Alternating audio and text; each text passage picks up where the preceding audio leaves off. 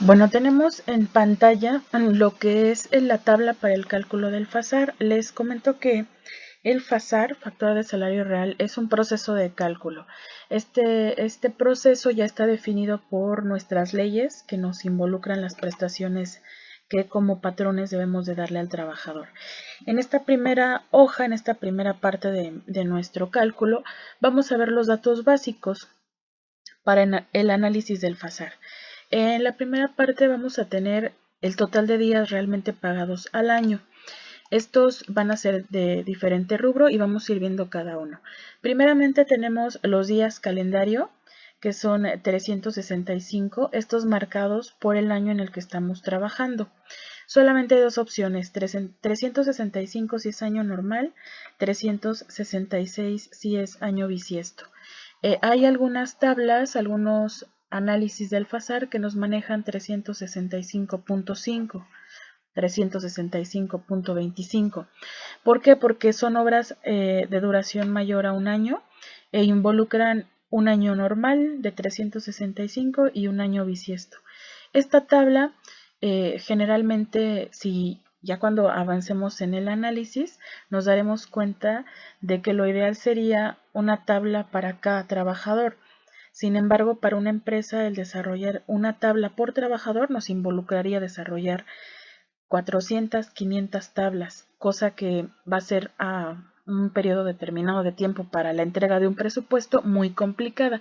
Entonces, lo que tratamos de hacer es sintetizar esta información para todos los trabajadores y hacerlo de manera anual. Entonces tenemos los días calendario, van en el rubro de total de días realmente pagados al año, porque yo le pago a mi trabajador los 365 días de la semana. Es decir, al establecer un salario base o nominal por día, para saber su sueldo a la semana, yo tengo que multiplicar ese costo por día por 7 para pagar la semana completa. Entonces, ello nos arroja que paguemos los 365 días del año. Posteriormente tenemos los días de aguinaldo. En la tabla marcado con color verde manejamos 15. ¿De dónde proviene este número de 15? Bueno, del artículo 87 de la Ley Federal del Trabajo, el cual nos dice que el trabajador al cumplir un año tendrá como mínimo un total de 15 días de aguinaldo. Si no ha cumplido el año, se calculará la parte proporcional, tomando como referencia que 15 corresponde a los 365 días. Hacemos una regla de 3. 365 es a 15, ¿cuántos días ha laborado? ¿Cuántos días de aguinaldo le corresponde? Posteriormente tenemos la prima vacacional, que nos la va a marcar el artículo 80. El artículo 80 nos dice que el trabajador va a tener derecho a una prima vacacional por año y esta no será menor al 25% de los días de vacaciones que le corresponden. Para ello tenemos que conocer los días de vacaciones que nos marca la ley. Vamos a irnos al artículo que nos habla acerca de las vacaciones, el cual es el artículo 76. Y nos dice que el trabajador al cumplir un año tiene derecho como mínimo a 6 días de vacaciones. El 25% de 6 nos da un total de 1.5, es el dato que viene en tabla, y la sumatoria de nuestros días pagados al año va a ser de 381.5. Ok, esa es la primera parte de nuestros datos básicos. Posteriormente vamos a tener los días no laborados. El primer dato son los días domingo o bien el descanso por semana. Traemos en la tabla un número de 52, el cual nos hace referencia el artículo 69 de la Ley Federal del Trabajo, que nos indica que el trabajador por cada 6 días laborados va a contar con un día de descanso. No nos indica que necesariamente tenga que ser el domingo, sin embargo, por costumbre lo hemos hecho el día que se descansa. Las empresas, por ejemplo, de servicios, restaurantes, centros comerciales, manejan días de descanso entre semana. Es válido, al final se está cumpliendo con lo que nos indica el artículo 69. Posteriormente tenemos los días de vacaciones, que ya lo habíamos visto en prima vacacional, artículo 76 de la Ley Federal del Trabajo, que nos dice un mínimo de 6 días. Días festivos por ley son 7, según el artículo 74 de la Ley Federal del Trabajo. Esos 7 días vienen manifestados ahí en el artículo 74 y son el 1 de enero, por ser el primer día del año, el primer lunes de febrero, que corresponde al 5 de febrero, que es la promulgación de la Constitución de 1917, 21 de marzo, que corresponde al natalicio de Benito Juárez. Este 21 de marzo se mueve al tercer lunes de marzo. 1 de mayo, 16 de septiembre, que estos no se mueven, el día que cae se considera de descanso. 20 de noviembre, que sí se mueve al tercer lunes de noviembre por el aniversario de la Revolución.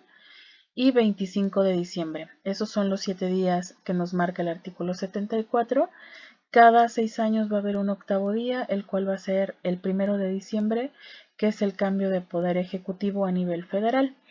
Esto es cada 6 años.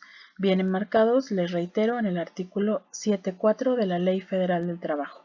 Hasta aquí vamos a tener las referencias que tienen un fundamento legal, es decir, que hay un artículo que nos ampara esos días. Los siguientes datos van a ser elementos y rubros que van a ir por condiciones particulares de nuestra obra. Tenemos primeramente los días perdidos por condiciones de clima, lluvia y otros. Y tenemos un dato de 3. Esta tabla que les estoy poniendo de ejemplo, el formato es el mismo, el contenido va a ser el mismo. Lo que puede cambiar de repente es el orden de los elementos o algún dato adicional de acuerdo al cliente o a nuestra dependencia a la cual estemos presupuestándole.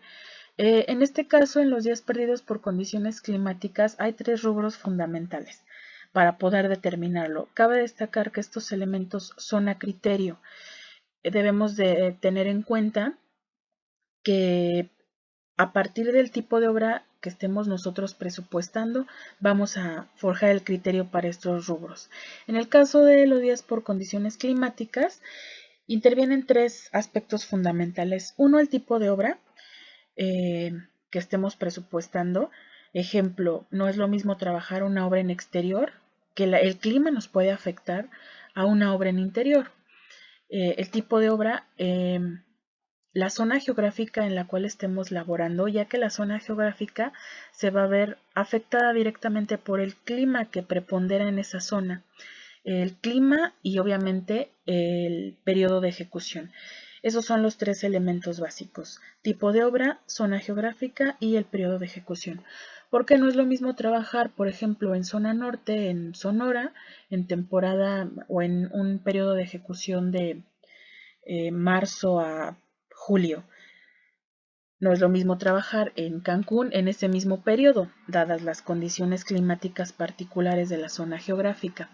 Ese 3 que traemos en la tabla de ejemplo es un parámetro que nos dan las dependencias federales, llámese CFE, Pemex, Conagua, las secretarías, el gobierno federal, para zona centro y para obras de 1 a 6 meses, porque 3 días, por ejemplo, perdidos en condiciones climáticas para una obra que la vamos a tener a 4 años, nos van a resultar insuficientes. También les reitero, dadas las actividades. Vuelvo al ejemplo de, por decir, una obra en Cancún, en temporada de lluvia. El tipo de obra, si estamos haciendo una carretera y vamos a hacer terracería o asfalto y está lloviendo, no pudiéramos trabajar porque nos afectaría nuestro proceso constructivo. Pero ¿qué pasa si estoy trabajando en Cancún en temporada de lluvia, pero estoy haciendo una remodelación al interior de un hotel? Puedo trabajar porque al final el clima en el exterior no me va a afectar. Es muy importante conocer estos datos. Vamos a poner para el ejemplo esos 3 días. Son criterios. ¿Podemos manejar más días? Sí. ¿Podemos manejar días 0? También. Recordemos que al nosotros incrementar aquí días, no laboraríamos técnicamente esos días que incrementemos, pero se pagan. ¿En dónde se vería afectado? En mis costos de mano de obra. Entonces es muy importante que este criterio esté muy bien fundamentado. Tenemos el siguiente rubro, que son los días por costumbre, que también manejamos como parámetro 3. Pueden variar, a lo mejor somos una empresa súper negrera que maneja 0 días por costumbre. No descansamos a menos de que sean marcados por el artículo 74, que son los oficiales. También se puede manejar un 0. Estos días por costumbre, como su nombre lo indica, los hemos hecho no laborables por costumbre. Por ejemplo, el 3 de mayo, para la construcción, que es un día importante, 12 de diciembre y 10 de mayo, por poner ejemplos. Cada zona geográfica también de repente, por las festividades locales, también se puede manejar como días por costumbre. Ahora que viene el tema de Semana Santa, sabemos que no todas las religiones lo consideran, pero hay empresas que por la costumbre sí se hace festivo y no se elabora. Ok, el siguiente dato son los días por permiso y enfermedad no profesional. Estos rubros, como su nombre también lo menciona, un permiso es un día que se descansa, pero se paga. Entonces estaríamos considerándolo dentro de ese rubro. O bien una enfermedad no profesional. ¿Cuáles son las enfermedades que se consideran no profesionales? Que no requieren cierta atención médica. Es decir, no requiero ir a la clínica del IMSS porque a lo mejor es una gripa que sabemos que con un día de descanso se puede controlar, y nuestro trabajador le vamos a dar permiso para que ese día de gripa lo descanse y lo consideramos como no laborado. ¿Puede ser 0? Claro que puede ser 0 siempre y cuando la empresa lo manifieste. Les reitero, estos 3 rubros son criterio. Tenemos la última parte, que son los días por sindicato. Traemos ahí entre paréntesis lo que es el contrato colectivo. ¿Qué es un sindicato? Bueno, un sindicato va a ser una organización que tiene la finalidad de revisar que las prestaciones, que los beneficios para nuestro trabajador mediante una empresa, es decir, la interacción que hay entre patrón y trabajador, sea justa. Actualmente esa parte se ha desvirtuado un poco, dado que se ha perdido la intención inicial de mi organización sindical, que les menciono que esta organización está regida, todos los sindicatos, por la Secretaría del Trabajo. Hay miles de sindicatos en México. El término contrato colectivo se refiere al contrato que nuestro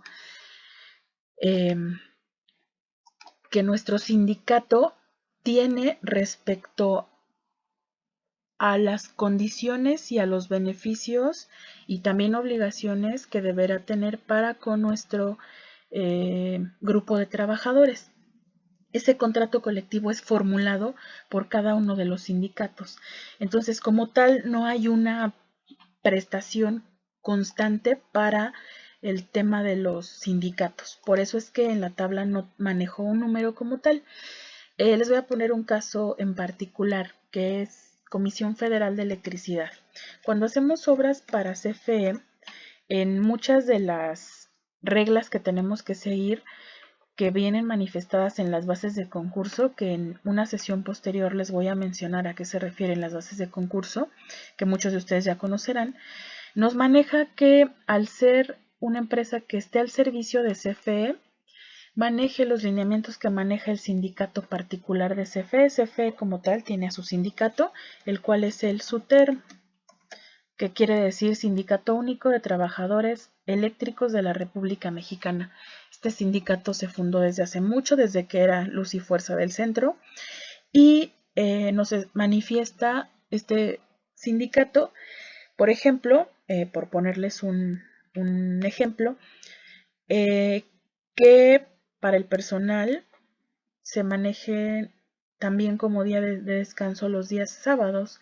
Entonces, adicional a los días que tenemos como base en nuestra tabla días domingos, si estuviéramos haciendo una obra para CFE y las bases de concurso nos lo dijeran, tendríamos 52 días más de descanso en el rubro de días por sindicato. ¿Sale?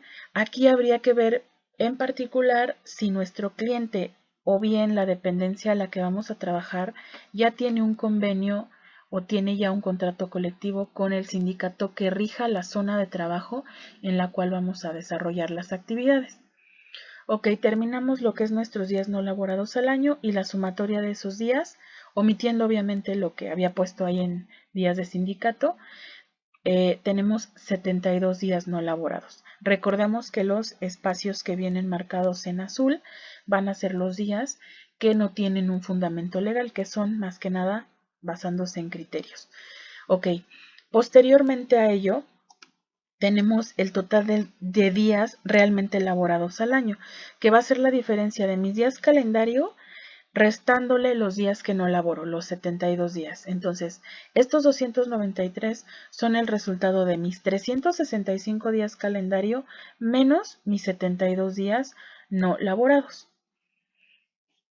Ok, posteriormente tenemos sombreado en rosita mi factor 1. A este rubro le llamo factor 1 y va a ser la división de mis días pagados, que son los 381.5, entre mis días laborados, que van a ser mis 293.